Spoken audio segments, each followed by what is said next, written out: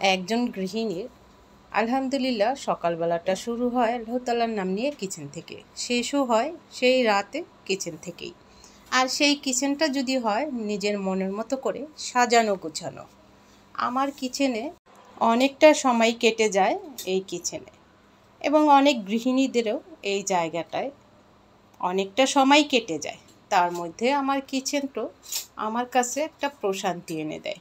তাই প্রতিটা গৃহিণীরই ইচ্ছে মনের মতো যদি একটা কিচেন হয়। তবে ভাড়া বাড়ি হোক, মনের মতো কিচেন তো হয় না, মনের মতো একটু সাজাতে তো ইচ্ছা করে। যেহেতু ভাড়া বাড়ির কিচেনগুলো ভাড়াটিয়াদের জন্য ছোট ছোটই থাকে। আর সেই কিচেনটা যতটুকুই পারি নিজের মনের মতো করেই একটু সাজিয়ে নেই।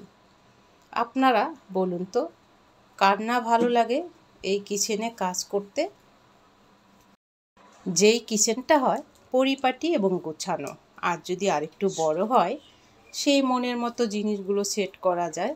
তো আমার কিচেনটা কিভাবে সাজালাম একটু শেয়ার করলাম। মাঝখানে আবার আদিবা এসে আপনাদের সাথে শেয়ার করলো নিজেকে। আল্লাহ হাফেজ।